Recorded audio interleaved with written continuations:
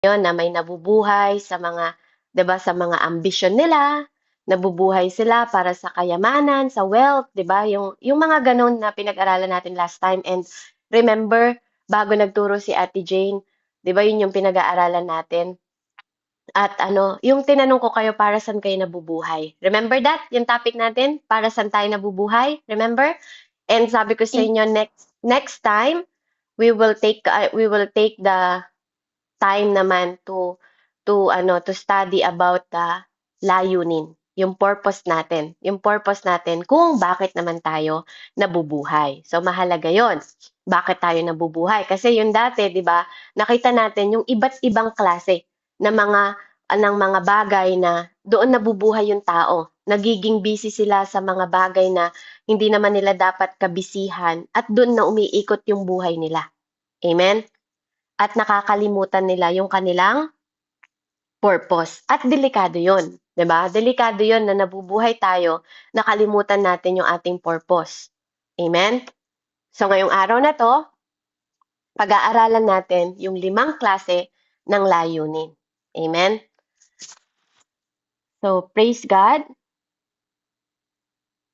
Okay, let's start. So muli, ano ba yung nagpapatakbo sa buhay natin? Yun yung huling pinag-aralan natin before. So ngayon, pag-aaralan natin ang mga benefits. Amen? Benepisyo ng pamumuhay ng may layunin. Okay? Yun yung title natin, Benepisyo ng buhay na may layunin. So meron tayong 5 na napakagandang benepisyo na makukuha natin sa pamumuhay. So habang ako ay nagsasalita, hanapin niyo na sa Bible ninyo yung Isaiah 49:4 at Jeremiah 29, okay? Para mabasa mamaya. Basahin ni Ate Brielle yung Jeremiah 29:11 hanggang 13, pero mauunay natin yung Isaiah 49:4. So, dito makikita natin na nilikha tayo upang magkaroon ng kahulugan. So, nilikha tayo para magkaroon ng meaning sa mundong ito. Hindi tayo nilikha para umalog-alog lang o magpaparami ng populasyon o magpasikip sa mundong ito, 'di ba? So, kailangan gustuhin natin na madiskubre ang kahulugan kung bakit tayo, 'di ba po, nabubuhay. Kaya pati yung pagdududa, amen? Yung pag-aano natin, pagdududa natin sa mga bagay, 'di ba? Sa mga kumbaga sa science, amen? Yung mga natutuklasan natin kung bakit tayo nabubuhay, yung mga pag-iisip natin o yung mga pagpupunta natin sa mga manghuhula, 'di ba? Hinahanap natin bakit ba tayo nabuhay, ano bang kahulugan ng buhay natin. Sometimes sinusubukan natin yung maraming paraan, 'di ba? Para lang tuklasin yung mga bagay kung bakit tayo nabubuhay. At sa murang edad nyo, maaaring nagtatanong kayo, ano nga bang layunin ko? Bakit nga ba ako nabubuhay? 'Di ba? Makakaya mo bang tiisin, 'di ba, kahit anong bagay dito sa mundo? Pero kung wala kang kahulugan at walang kahulugan yung mga pinagdadaanan natin katulad ng mga pasasalamat nyo kanina, yung iba, nagtitiis. Sometimes, di ba, nahirapan na kayo sa murang edad ninyo. Minsan siguro nagtatanong na kayo, bakit ganito yung buhay ko? Ito ba talaga yung buhay ko? Ito ba yung layunin ng buhay ko? Ito ba yung kahulugan ng buhay ko? Di ba? So minsan, ano, may kwento, may isang bata na humihingi ng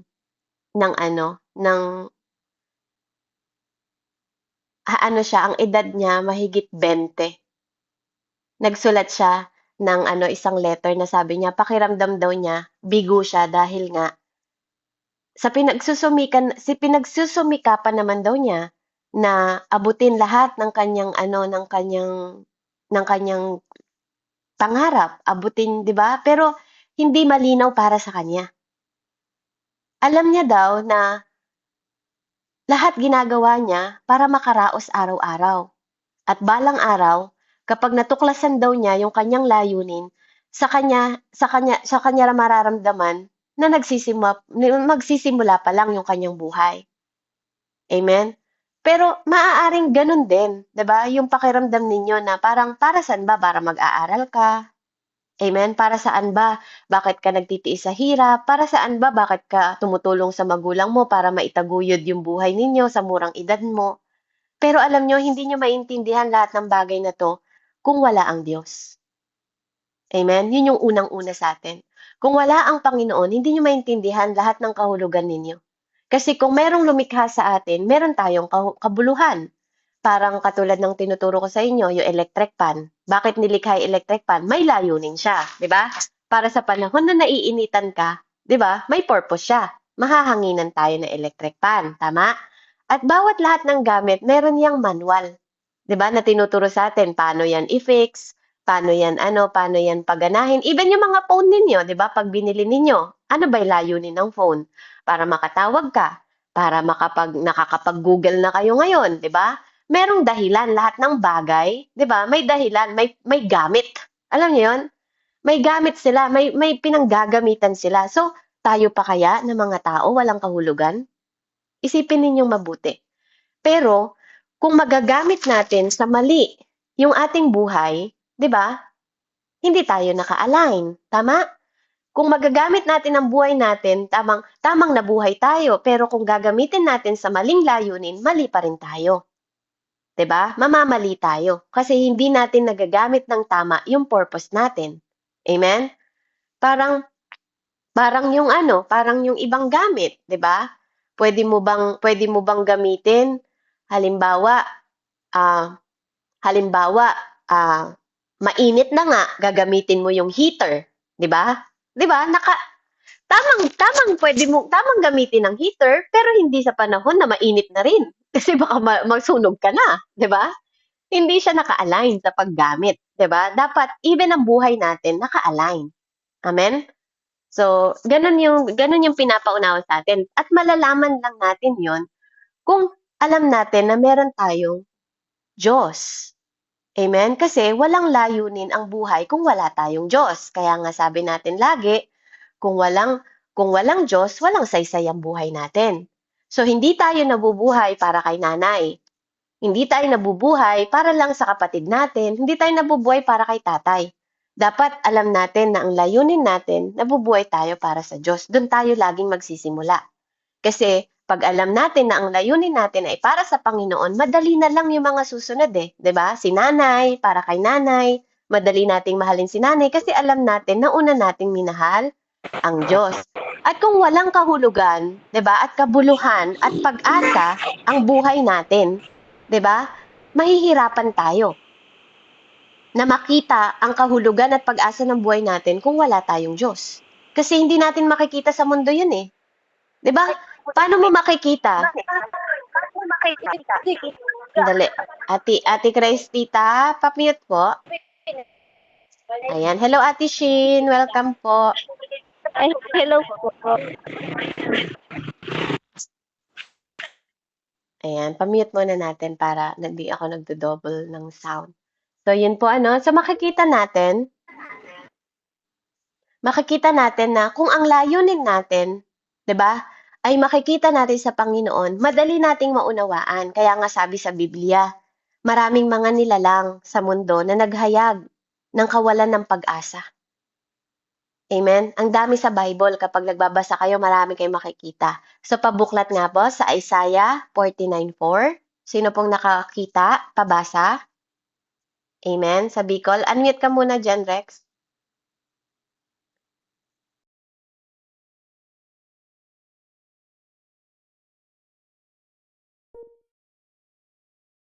Sige na dyan. Next, sige.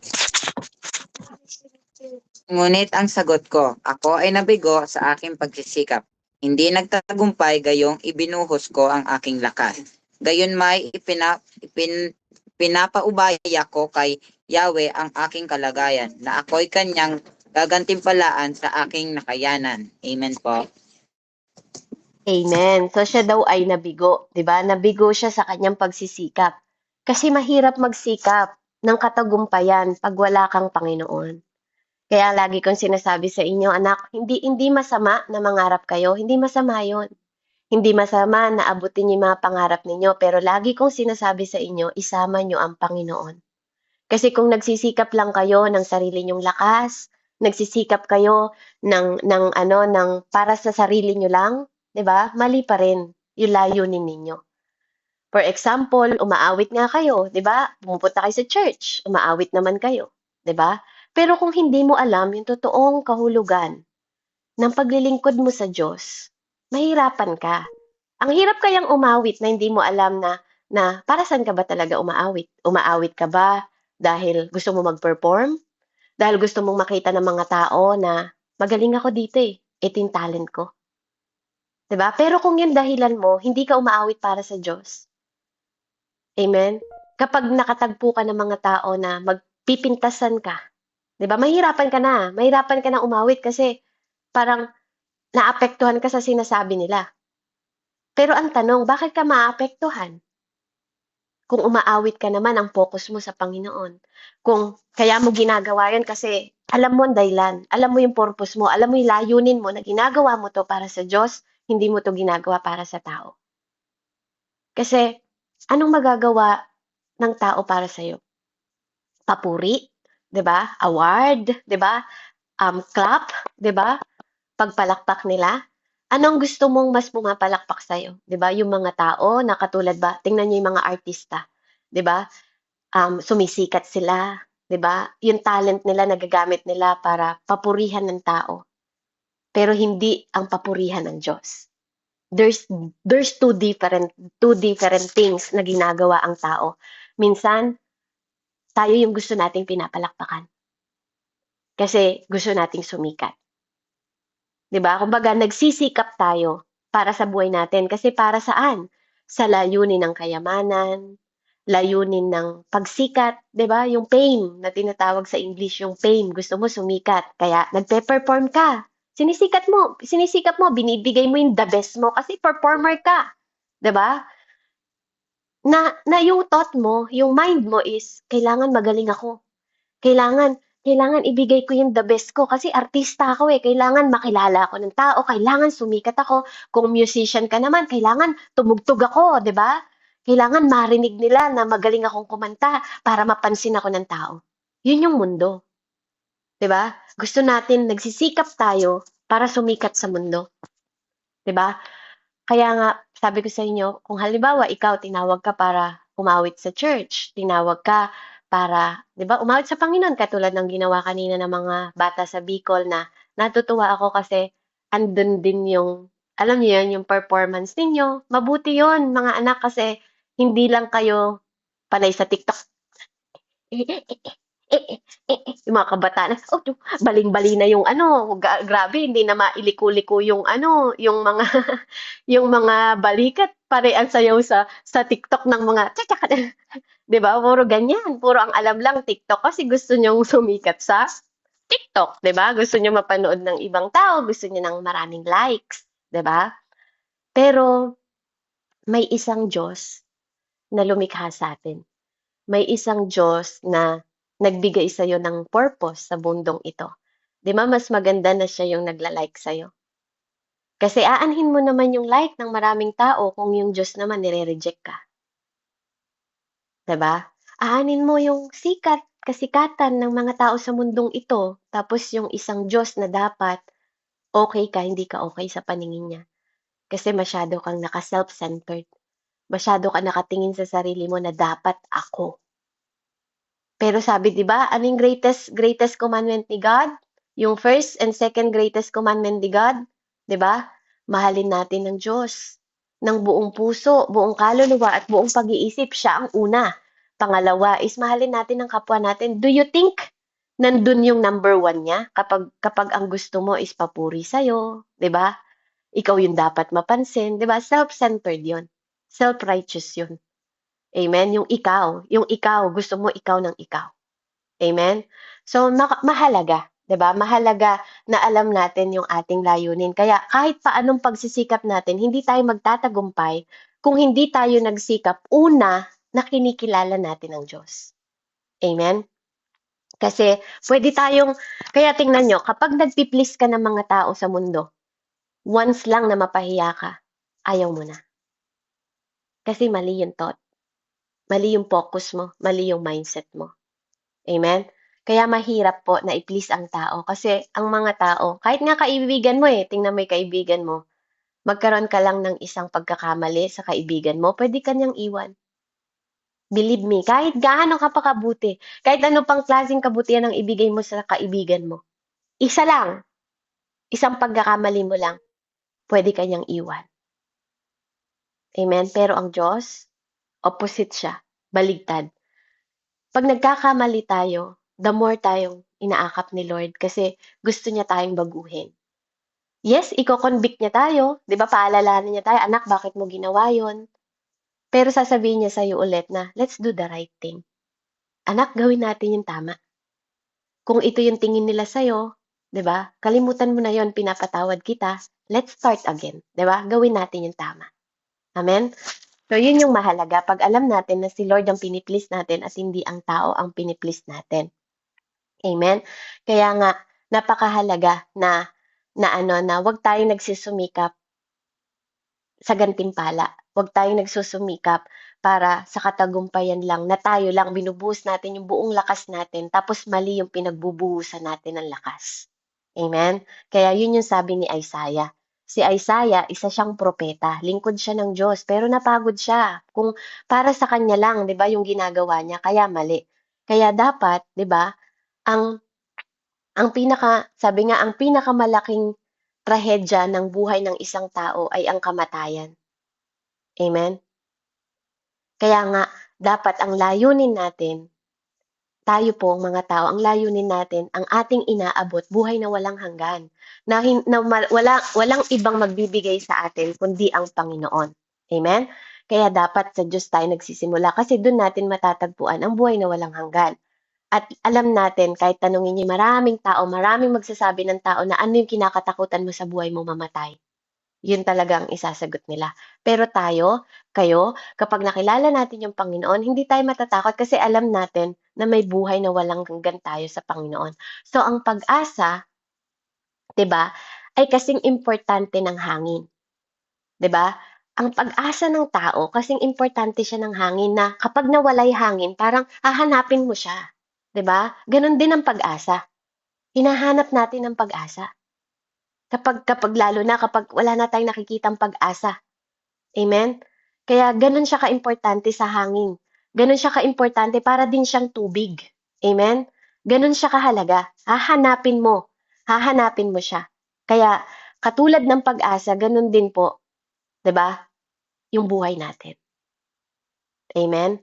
So kailangan natin ng pag-asa para magtagumpay tayo sa anumang bagay. Amen? At kailangan, 'di ba po, natutuklasan natin 'yon. Natutuklasan natin. Kaya nga, hindi pwedeng hulaan. Hindi pwedeng hulaan hindi natin pwedeng hulaan yung hinaharap natin.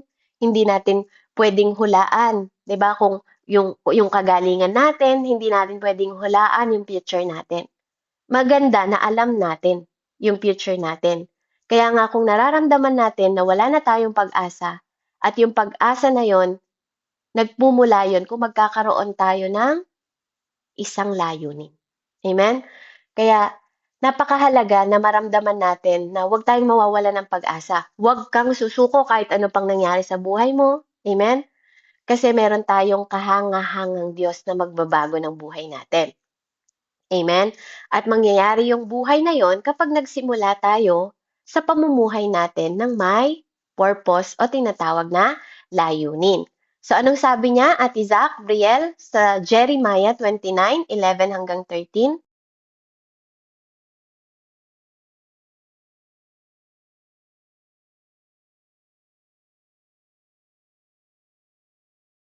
Nakita mo ba, anak?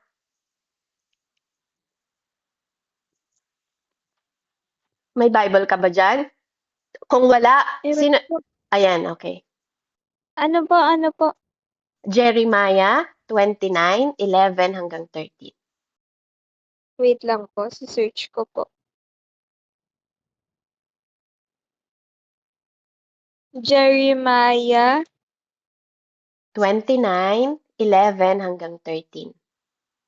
Yung Tagalog na 11, para maintindihan ng iba. 29:11 to 13. Opo, wait lang po. Ito po sapagkat batid kong lubos. Amen. Okay po. Sapagkat batid kong lubos ang mga plano ko para sa iyo. Mga planong hindi ninyo ikakasama, kundi para sa inyong ikakabuti. Ito'y mga planong magdudulot sa inyo ng kinabukasang punong-puno ng pag-asa. Kung maganap na ito, kayo'y tatawag, lalapit at dadalangin sa akin. At diringgin ko naman kayo. Kapag hinanap niyo ako'y inyong matatagpuan. Kung buong puso ninyo akong hahanapin. Amen po. Amen. So, kung mahanapin daw natin ang Panginoon, amen. Number 1, ang pag-unawa sa iyong layunin magpapagaan ng buhay mo. Number 1. 'Di ba? Ang benepisyo daw, 'di ba, ng ating pag-unawa o pag-iintindi natin. Number 1 'yon, ang pag-unawa sa iyong layunin ay magpapagaan ng buhay mo. So, yun yung focus natin, yun yung number 1 natin.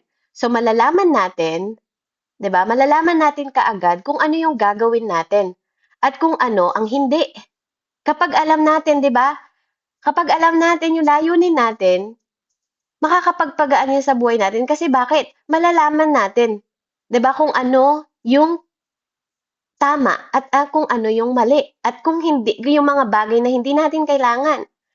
'Di ba? Magiging batayan natin yung layunin natin kasi meron tayong nakapokus na layunin. Alam natin yung gagawin natin, may susuriin tayo kung alin ang gagawin natin at kailangan, 'di ba? At alin ang hindi. So magtatanong tayo. Dapat nagtatanong tayo sa sarili natin, 'di ba? Na ang gawain bang ito ay nakakatulong para maganap natin ang layunin natin sa Diyos para sa buhay natin? 'Di ba? Sa tuwing may ginagawa kayo, dapat lagi kayo nagtatanong sa isip nyo, ito ba makakatulong? Halimbawa, inaya ka ng kaibigan mo na mag-inom, 'di ba? Hindi ka ba magtatanong? 'Di ba, na ito ba nakakatulong sa layunin ko sa buhay? O kaya, lalo na yung mga kalalakihan, 'di ba? Manigarilyo tayo. O, aayain ka ng kaibigan mo, manigarilyo. Ito ba nakakatulong? May ambag ba talaga 'to sa buhay mo, sa palagay mo? Sa palagay mo, makakatulong ba yung mga bisyo? Makakatulong ba yung pag-iinom? Makakatulong ba yung pagsama sa barkada? Magkating na lang tayo, magkating class na lang tayo. Ano ba yan? Yung teacher naman natin nakakaantok eh, papasok ka pa ba? 'Di ba? Nakakatulong ba 'yon? Dapat tinatanong natin, no? Kasi kung ang kaibigan mo, inilalayo ka, 'di ba, sa mga bagay na dapat mabuti mong ginagawa, hindi mo 'yon kaibigan. So, kailangan nagtatanong ka. Amen? Kailangan marunong kang magdesisyon. Kasi kung wala kang malinaw na layunin at hindi mo nagagawa yung layunin mo para sa Diyos at hindi mo binabantayan, wala kang pundasyon, 'di ba? Wala kang pundasyon o tinatawag na, alam niyo yung pundasyon, yung 'di ba pag nagtayo ka ng bahay, 'di ba kailangan tatabunan muna 'yon ng matibay na pundasyon, lalagyan ng mga bato bago buhusan ng semento, 'di ba? Kung wala kayong matibay na tatayuan ng pundasyon, 'di ba? Pwede kayong mapahamak. Kasi hindi malinaw para sa inyo yung layunin ninyo. 'Di ba? Wala kayong pundasyon na pagbabatayan ng pagdedesisyon ninyo. Kaya nga ang sinasabi natin, dapat alam ninyo na may Diyos. Yun dapat yung kilala ninyo. 'Di ba? Na ang layunin ninyo is mabuhay kayo para sa Kanya. Ang layunin ninyo is, 'di ba? Hindi para pahirapan niya yung buhay ninyo. Ang sabi niya doon sa salita niya, anak, may plano ako para sa'yo. Sabi niya, 'di ba, sa Jeremiah na binasa ni ate, hindi para pahirapan ka. 'Di ba? Kundi bigyan ka ng pag-asa, sabi niya sa Jeremiah 29. Amen? Not to harm you. I have planned for you. Sabi, the Lord declares. Sabi ganun sa English eh. 'Di ba? Ang Diyos mismo ang nag-declare nun. At hindi pwedeng magsinungaling yung Diyos. Pag sa nanay mo nga, 'di ba, nangako yung nanay mo sa'yo, naniniwala ka eh. Dapat mas naniniwala tayo pag sinabi ng Diyos mismo. Kaya siya mismo ang nagsabi dun sa pag-asa na binibigay niya sa atin. Kaya kailangan tayo manampalataya sa Kanya. Kaya yun yung laging pundasyon natin, di ba? Na naniniwala tayo at ang batayan natin sa pagdidesisyon natin dahil alam natin na may paglalaanan tayo ng oras na tama, lakas at kayamanan natin. Kung malalaman natin, di ba? At ibabatay natin to sa desisyon na ang layunin natin dahil alam natin na tayo ay nilikha ng Panginoon. 'Di ba? Na umaasa tayo sa bawat pagbabago na gusto ng Panginoon sa buhay natin. Hindi sa pagbabago lang na gusto natin sa buhay natin. Amen? Kaya napakahalaga, 'di ba? Napakahalaga po na malaman natin yung pagbabago na yon. Amen? Napakahalaga na yung pag-asa natin is kinukuha natin sa Panginoon. Kasi kung wala tayong malinaw, yung very clear, 'di ba? Yung parang foundation nga na tinatawag natin, mahihirapan tayo sa mga layunin natin sa buhay natin. Mahihirapan tayong magtayo, kumbaga sa puno, pagpalipat-lipat yung puno, hindi siya magiging matibay. 'Di ba? Kung wala kang iisang pundasyon, iisang desisyon. Amen? Kaya nga ang taong hindi alam ang kanilang layunin sa buhay, anong nangyari sa kanila? Nagpupumilit sila na makagawa ng napakaraming bagay. 'Di ba? Pero anong nagiging resulta? Nagkakaroon sila ng stress o tensyon na tinatawag. 'Di ba? At matinding pagod. Yung iba nga nakikipag-away pa. Kasi sobrang gulo na, 'di ba? Kasi para sa kanila, imposibleng makagawa ng lahat ng ipinapagawa sa kanila kung wala kang pundasyon, wala kang sinasandalan, wala kang Diyos na nagbibigay sa'yo ng lakas, magsusustain sa'yo. Kaya ang oras nila, 'di ba? Ang oras nila nasasayang lang kasi bakit? Walang layunin, walang purpose. Bakit mo ginagawa 'yon? Ba't ka ba nag-aaral? 'Di ba? 'Di ba may layunin ka kasi gusto ko maging doktor, kasi gusto kong makagraduate, gusto kong makatulong sa magulang ko. Hindi 'yun masama, mga anak. Pero lagi kong sinasabi sa inyo, unahin ninyo ang Panginoon. Nag-aaral ka for the glory of God kasi gusto mo na maging doktor, kasi gusto mo na makatulong sa kapwa. 'Di ba? 'Di ba? Hindi pinapakailaman ng Lord yung pangarap mo eh. Kasi gusto mo 'yon, kasi maglalagay si Lord ng mga pangarap mo. Gusto mo maging teacher, 'di ba? Aabutin mo yung pangarap na 'yon, Lord, tulungan mo ako, 'di ba? Inuna mo lang si Lord. Samahan mo ko sa pag-aaral ko. 'Di ba? Kasi marami akong pagdadaanan, Panginoon. May mga bully sa eskwelahan, may mga tao na magkukutya sa akin, pero Panginoon, tulungan mo ko na makapag-focus sa layunin ko para maabot ko yung pangarap ko, para maging pagpapala din ako sa iba. 'Di ba? Hindi masama yung pangarap mo, pero inuna mo yung Diyos, kasama mo siya sa layunin. Amen? Yun lang yung sinasabi natin, no? Kaya nagsisikap tayo, meron tayong katambal na pagtitiwala sa Panginoon na magbibigay ng pag-asa sa atin sa lahat ng mga pangarap natin para hindi tayo napapagod. 'Di ba? Kaya napaka-imposible sa isang tao na magawa niya lahat ng pinapagawa sa kanya kung wala siyang Panginoon. Kasi ang oras natin sapat lang para gawin natin ang kalooban ng Diyos. Bakit? Bilang ang oras natin, bilang ang panahon natin sa mundo. Kaya napakahalaga na hindi natin sinasayang at hindi natin magampanan yung mga bagay na posible, 'di ba? Kaya nga pag tayo nagpupumilit lang na gumawa ng higit pa sa pinapagawa ng Diyos sa atin, ng sobra-sobra,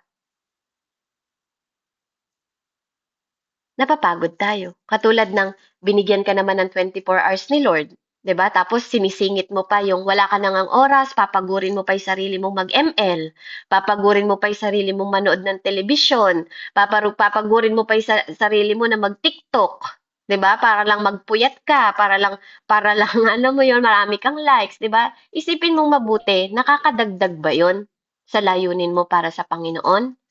'Di ba? Mabuti 'yan kung ang ano mo is ang mga context mo is para ipakilala yung Panginoon, 'di ba? Yung mga gano'n.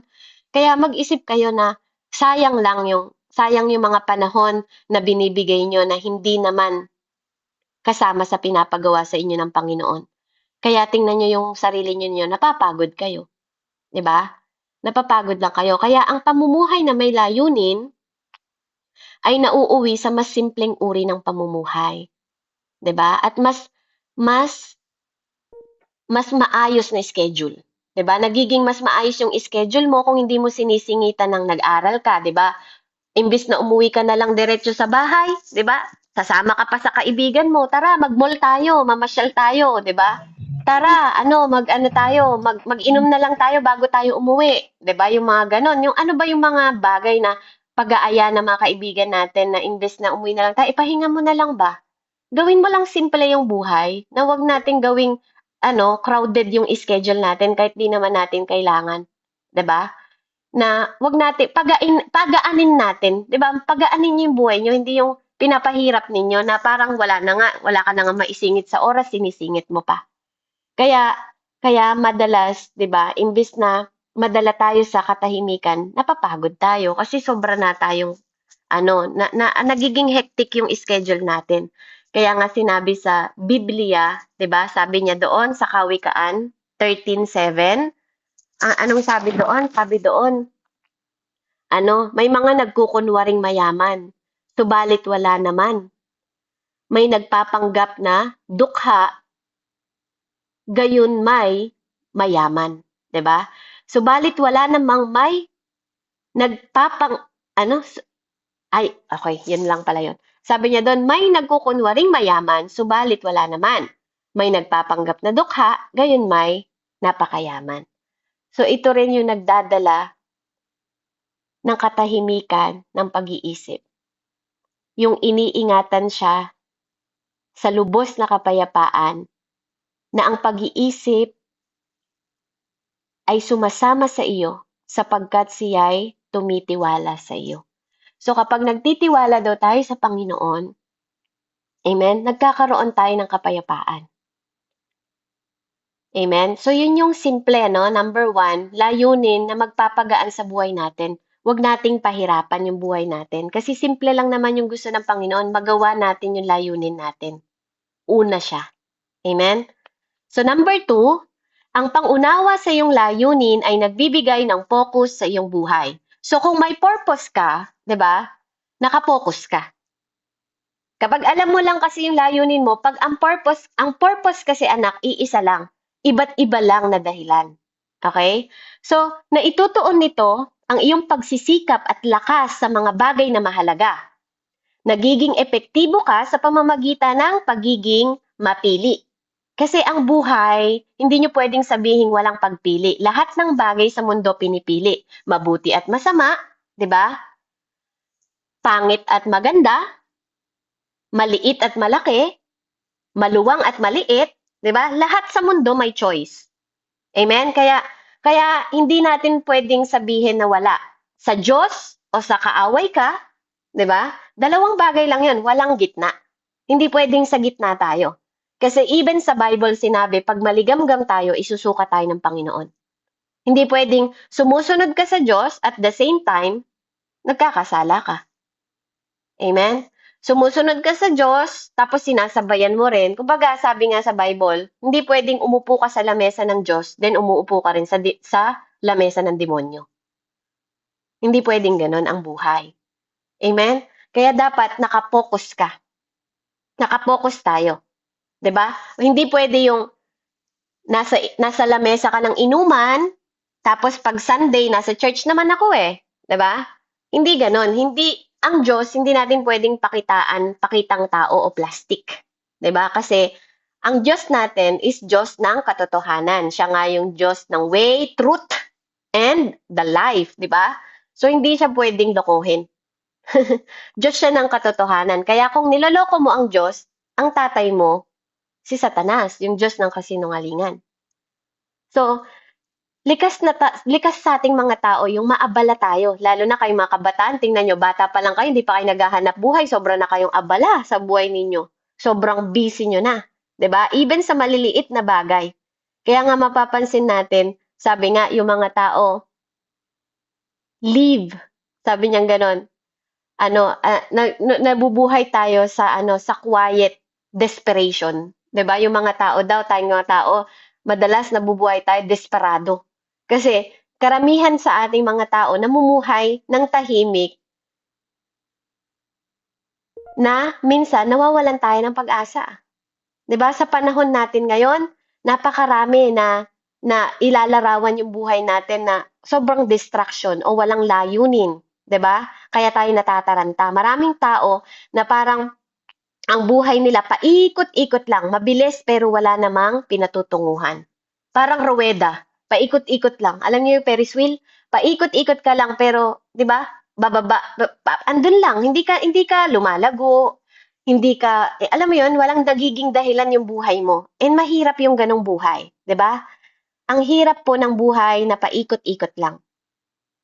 Kaya dapat may layunin tayo. Kung nakapokus ka sa layunin mo, hindi ka paikot-ikot na walang patutunguhan. Alam mo na kaya mo ginagawa yon kasi meron kang layunin, may purpose ka. Amen? So kung wala kang malinaw na layunin at hindi ka nakapokus, magpapabago-bago ka ng direksyon. Totoo yun, di ba? At yun yung mahalaga. Kapag alam mo ang purpose mo, nakapokus ka. Una, di ba? Alam mo na magaan lang ang buhay kasi nga alam mo yung purpose mo. Pangalawa, alam mo kung saan ang focus mo. Kasi kung nakapokus ka lang sa aim mo, 'di ba? Hindi ka pa bago-bago ng desisyon ng direksyon, hindi ka pa bago-bago ng trabaho, hindi ka pa bago-bago ng relasyon. Amen?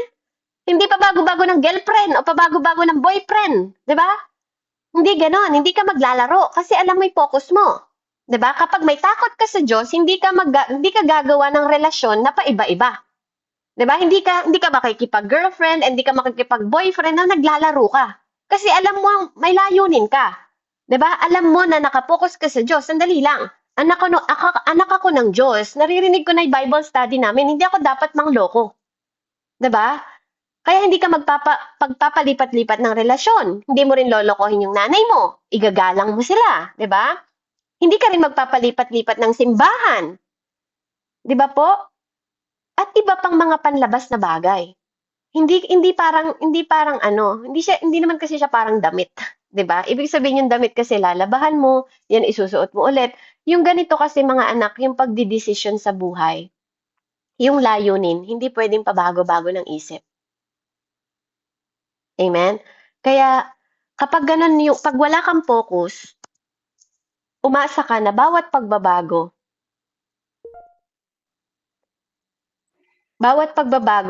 kapag ikaw ay may focus, I mean 'pag ikaw ay tao na naka-focus ka lang sa layunin mo, 'di ba, sa goal mo, hindi ka malilito.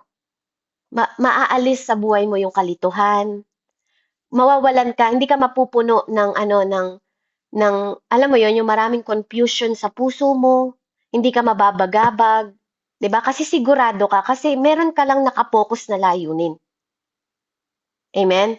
Siguro naman, ngayon, may mababago sa lahat ng iniisip mo, 'di ba? Kasi hindi kayang lutasin ng problema yung another problema. Yun yung totoo. Kaya kung wala kang focus at wala kang layunin, mahihirapan ka na makapag-focus sa pinapagawa ng Panginoon sa'yo kasi nga, hindi ka nakapokus. Amen? Kaya napakahalaga na alam natin kung ano yung layunin natin at saan tayo tututok. Amen? So, purihin ng Panginoon. Ang ganda nun, no? Ang ganda ng ang ganda ng thought na yon na pinapaunawa sa atin ng Panginoon lalo sa inyong mga kabataan kasi madalas kayo nalilito, 'di ba? Kaya kailangan meron kayong focus at layunin. May purpose kayo at saka naka-focus kayo. Kaya nga ang sabi ng Biblia, huwag kayong magpakamangmang, sabi niya. Pabasa nga po, Efeso 5:17-19. Bien, nandiyan ka ba, anak?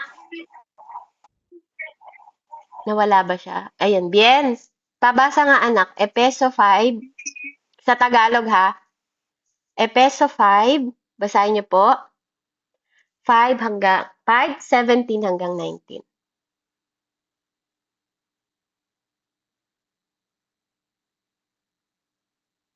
Nakita mo na?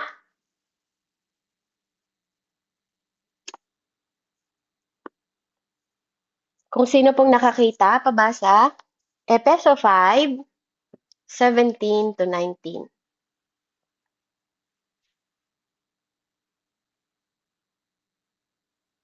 Nakita mo, Kuya John? Sa Bible ninyo, sa Google ninyo kung wala.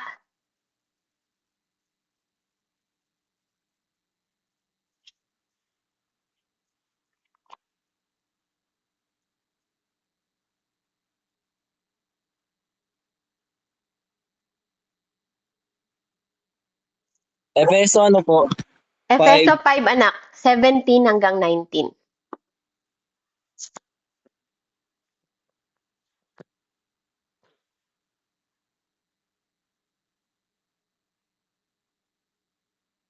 Don't forget to unmute. Baka nagbabasa ka na, nakamute pa yung mic mo.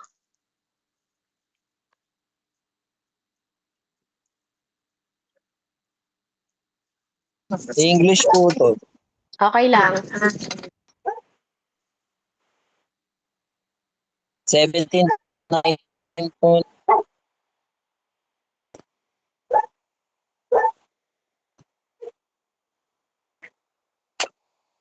Ephesians 5, verse 17. Therefore, do not be foolish, but understand what the Lord's will is. 18. Do not get drunk on wine, which leads us to debauchery. Instead, be filled with the Spirit. 19. Speaking to one another with psalms, hymns, and songs from the Spirit. Sing and make music from your heart to the Lord. Amen. Salamat, Kuya John. Basahin mo nga John Rex sa Tagalog para marinig ng mga kabataan dyan.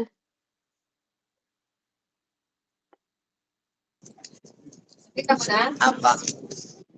Huwag kayong maging hangal. Sa halip, unawa ninyo kung ano ang kalooban ng Panginoon. Huwag kayong maglalasing sapagkat sisirain lamang yan ang inyong buhay. Sa halip ay dapat kayong magpuspos ng espiritu. Sa inyong pag-uusap, gumamit kayo ng mga salmo, mga himno at mga awiting espiritual. Buong puso kayong umawit at magpuri sa Panginoon. Hanggang ilan po? Hanggang doon lang, nak. Yan, hanggang 19. So, praise God, di ba? Nakita nyo? Huwag kayong magpakalasing. Mapapahamak lang yung buhay ninyo. Kaya sabi mo sa katabi mo, huwag kang magiinom, ha?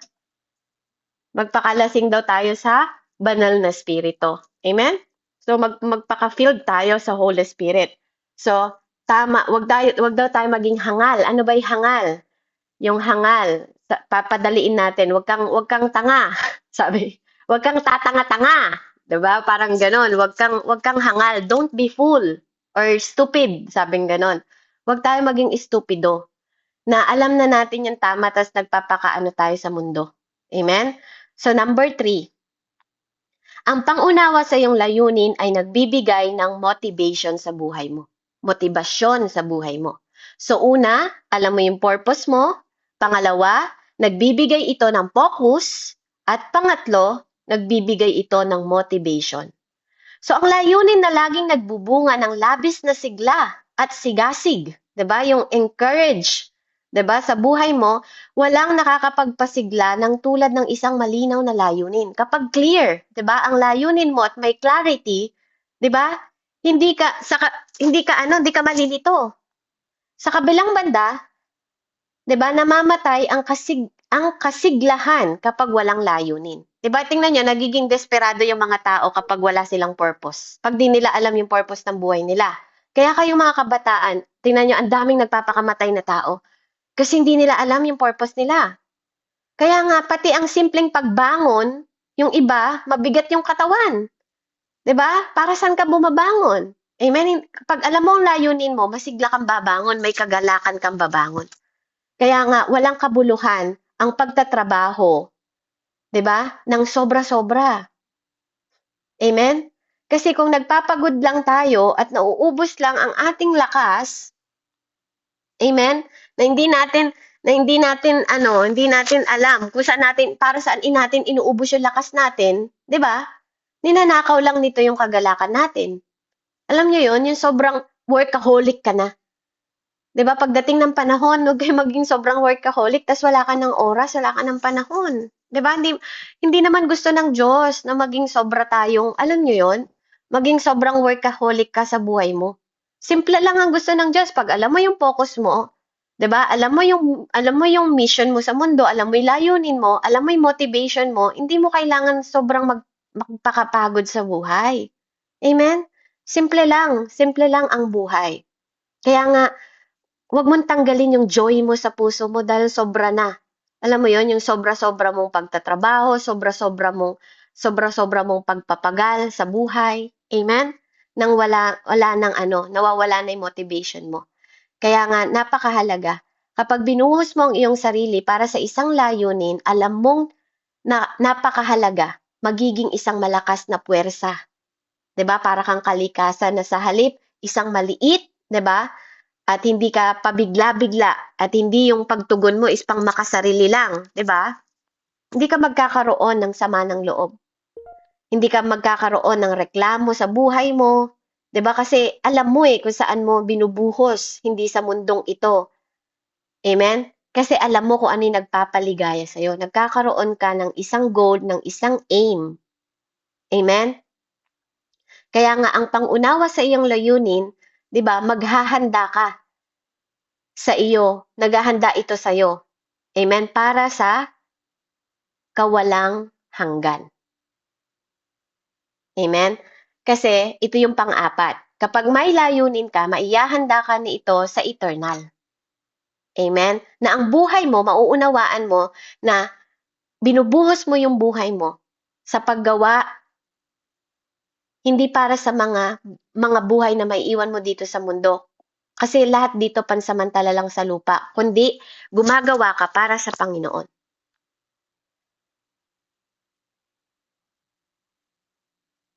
Kasi kapag nawala na tayo sa mundo, ang maaalala lang naman ng mga tao yung mga ginawa natin. Yung maaalala lang nila, yung mahalaga lang. Amen? At ano ba yung mahalaga? Lahat lang ng patungkol sa Panginoon na ginawa mo. Yung mga kabutihan mo. Kasi hindi naman nila pag-uusapan lahat ng kasamaan na ginawa mo. Kasi ang tatatak lang, ang totoong tatatak lang sa tao, kapag namatay tayo, yung mga bagay lang na masaya, yung mga bagay na ginawa natin sa tao. Amen? Kasi yun ang buong katotohanan sa mundong ito, na limitado lang tayo. At lahat ng bagay sa mundong ito, kung ano lang yung ire-record, yung mga bagay na mabubuti lang. Hindi yung mga bagay na paligsahan, 'di ba? Hindi yung mga reputasyon mo. Kasi lahat 'yun, hindi yung mga karangalan mo kasi lahat 'yun makakalimutan 'yun ng tao. 'Di ba? Yung reputasyon na ginawa mo, lahat ng kasikatan mo makakalimutan 'yun. Pero ang matatandaan lang ng mga tao pag nawala ka sa mundo, lahat ng mga mabubuting karakter mo. Kaya kung ikaw naghahangad ka lang, nabubuhay ka dito para maging kampiyon, 'di ba? Para lang magkaroon ng award, para lang sa eskwelahan, makakalimutan ka nga, even ng teacher mo makakalimutan ka 'di ba? Kaya mahalaga na alam mo na may motivation ka na sinisikap mo ang lahat ng bagay hindi para sa kasikatan, kundi para maparangalan mo ang Panginoon. Yun yung motivation mo sa buhay mo para hindi ka mapagod. Amen? Kasi alam mo din na naghahanda ka para sa eternal, hindi para sa temporary life. 'Di ba? Kasi tayong mga mananampalataya, 'di ba? Alam natin na lahat ng bagay, lahat ng taon, tingnan mo taon-taon lumilipas, 'di ba? Lahat ng ginawa mo noong nakaraang taon makakalimutan na rin, 'di ba? Kaya sa pamamagitan, 'di ba, ng aim mo na ang buhay mo is I want the eternal life. Natatagpuan mo yung totoong trophy, 'di ba? Natatagpuan mo yung totoong katagumpayan. Pagdating ng panahon, lahat ng tropeyo, 'di ba? Mababasura rin katulad ng iba. Lahat ng trophy mo, mababasura lang 'yan, katulad ng ibang bagay.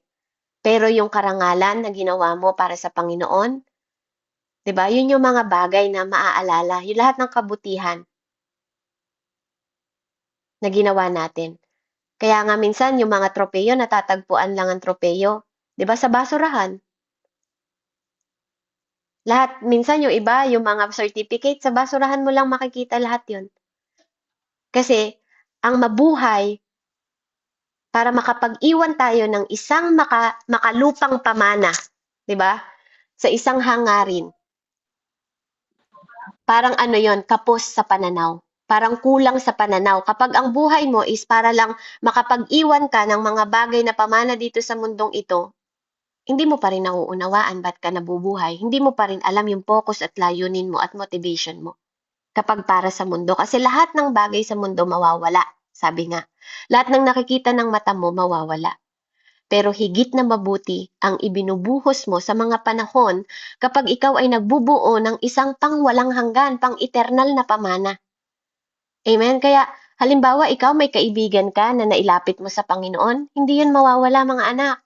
Yung mga pagtawag sa inyo ni Tantin, kung may mga kaibigan, si Kuya John Rex, na tawag ni mga kapatid niya, mga kaibigan nyo na makapakinig ng salita ng Diyos, ito yung pinakamagandang regalo na binigay niyo sa kanila. Alam niyo kung bakit?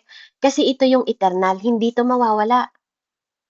Ito yung magdadala sa kanila sa buhay na walang hanggan. 'Di ba? Kaya nga, kasi bawat buhay ng isang tao, isang araw, tandaan niyo to itatak niyo to sa isip niyo, makinig kayo mabuti, humarap kayo dito. Isang araw, tatayo kayo sa harap ng Diyos. Lahat tayo, matanda, bata, kahit anong edad. Pag namatay tayo, lahat tayo harap sa Diyos. Susuriin niya ng mabuti yung iyong buhay. Susuriin niya mabuti yung buhay natin. Ito yung huling pagsusulit natin bago tayo pumasok sa walang hanggan. 'Di ba? Yun yung sabi ng Panginoon eh. Kaya nga sabi niya sa Bible, sapagkat tayong lahat ay tatayo sa harap ng hukuman ng Diyos. Kaya't ang bawat isa sa atin ay magbibigay ng pagsusulit sa Diyos ng kanyang sarili. Sarili kaya bantayan ninyo yung mga ginagawa ninyo. Kasi hindi natin isasubmit yung ginawa ni Kuya Carl. Ikaw, John Rex, hindi mo isasubmit yung ginawa ni anong pangalan to, ni Michael. Ang isasubmit mo, yung ginawa mo. Hindi ko isasubmit yung ginawa ni Kuya John Michael. Ang isasubmit ko, yung kinilos ko sa mundong ito. Yung ginawa mo, ikaw at ako. Yun yung ipagsusulit mo kasi ikaw mismo ang harap sa Diyos. Hindi mo iyaharap yung nanay mo. Nanay, pagtanggol mo ko, hindi ganoon. Si Ate Brielle yung haharap sa Diyos. Siya yung magsusulit sa Panginoon. At haharapin mo lahat ng ginawa mo, tama at mali. Amen? Mabuti at hindi. Kaya, sa kabutihang palad, ang gusto ng Panginoon sa atin, makapasa tayo sa pagsusulit natin. Kasi para tayong nag-i-exam din tayo sa mundo, nagte-training lang tayo dito sa mundo. Kaya ibigay natin sa Kanya agad. 'Di ba? Ano man yung mga bagay.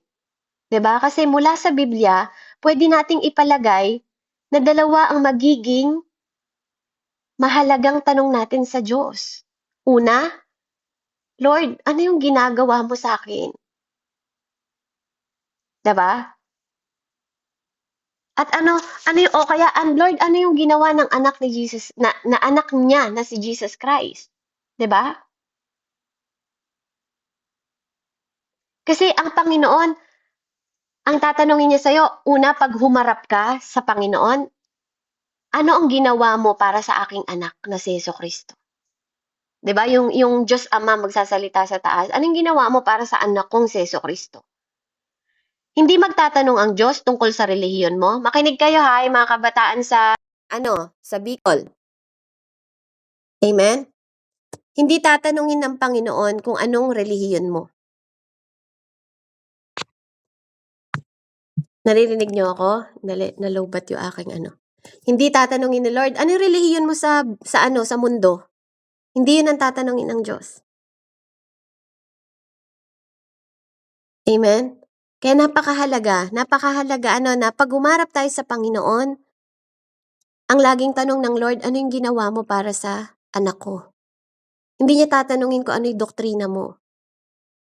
Ang tanging bagay lang na magiging mahalaga, tinanggap mo ba yung Panginoong Hesukristo para sa iyo? Natutunan mo ba siyang mahalin at pagkatiwalaan? Kasi ang sabi ng Panginoon, ako ang daan, di ba sabi niya sa John, ako daan ang katotohanan at ang buhay. Walang makakapunta, tandaan ninyo sa Ama, kundi sa pamamagitan ko, sabi ni Jesus Christ.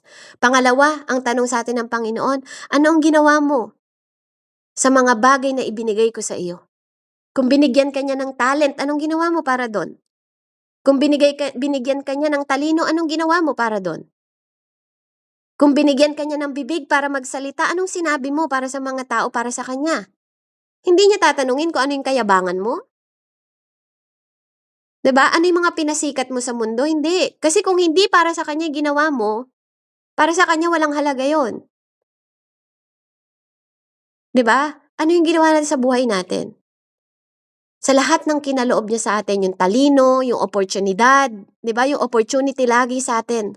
Yung lakas natin, yung relasyon natin. At yung mga mapagkukunan natin ng yaman na ibinigay sa atin ng Diyos. Saan natin yun inubos? Saan natin inubos yung lakas ng sarili natin? Saan natin ginamit yung layunin na binigay sa atin ng Panginoon? Kasi walang ibang hangad ang Panginoon kundi maihanda tayo. Kaya ito yung dalawang tanong, 'di ba, na dapat sinasaisip natin, 'di ba? Anong sasabihin natin sa Panginoon? Paano natin mapapanatili yung magpakailanman? Paano natin maibibigay yung katiyakan kung ano yung gagawin natin sa magpakailanman? Hindi to pelikula, hindi ano, 'di ba? Yung eternal, kasi yun yung Tagalog nun. Kaya kapag natapos na yung aklat ng buhay mo, mga anak, ikaw, kapag natapos na yung aklat ng buhay mo, magiging handa ka ba na sagutin yung dalawang tanong na yon? Amen? Kaya mahalaga yon. Mahalaga yung tanong na yon. Kaya pag-isipan mong mabuti. Kaya nga, napakahalaga ng daan na meron tayong kapayapaan. Yung pamumuhay na may layunin. Buhay na may purpose. Amen? At yun yung ating pinag-aralan ngayong oras na to. Kaya dapat, yun yung iniingatan natin na magkaroon tayo ng ganap na kapayapaan sa pag-iisip natin at manatili iyon sapagkat, 'di ba? Yun yung magbibigay sa atin ng pagtitiwala sa Panginoon. Yun yung sabi niya sa Isaiah 26:3. Amen? Kaya, ito yung tanong na iiwanan ko sa inyo. Kung tatanungin yung inyong pamilya, mga kaibigan, ano kaya ang sasabihin nila sa pagpapatakbo ng buhay mo? Ano ba ang gusto mong maging sagot nila? 'Di ba? Kaya mahalaga yung ating pinag-aralan. So, ulitin natin kung ano yung mga layunin na ating pinag-aralan. Una, yung layunin natin is para mapagaan ang buhay mo. Pangalawa, para makapokus ka, ang pangunawa sa isang layunin ay magbibigay sa iyo ng focus sa iyong buhay. 'Di ba? Pangatlo, ang pangunawa sa iyong layunin ay nagbibigay sa iyo ng motivation sa buhay mo. Pang-apat, ang pangunawa sa iyong layunin ay naghahanda sa iyo sa kawalang hanggan o eternal life. Amen? At yun lang pala. 4, tama ba? 4 yun, Kuya John Rex? 4? 4, no? 4 lang. Praise God. So, purihin ang Panginoon. So, glory to God. Hey, ang number 1 natin, Kuya, is ang pangunawa sa sa layunin natin ay nagbibigay ng kahulugan pala, Kuya. Bago yung ano. Kaya 5 siya. Yung benepisyo ng layunin, 5, tama? 5. Kasi yung una natin is nagbibigay ng kahulugan, purpose. Una, purpose. Ulitin ko, una, purpose. Pangalawa, kahulugan. Nagbibigay ng kahulugan sa buhay. Nalito na tuloy tayo. Ang una natin is nagbibigay ng layunin. Ay, nalilito ako magtagalog. Ang pangunawa ng iyong layunin ay magbibigay ng kahulugan sa iyong buhay. Una, kahulugan. Hallelujah. Okay, una, kahulugan. Pangalawa, nagpapagaan ng buhay mo. Okay? Pangatlo, nagbibigay ng focus sa buhay mo. Okay? And pang-apat is nagbibigay ng motivation sa buhay mo. At panglima, nagbibigay ng kawalang hanggan. Tama?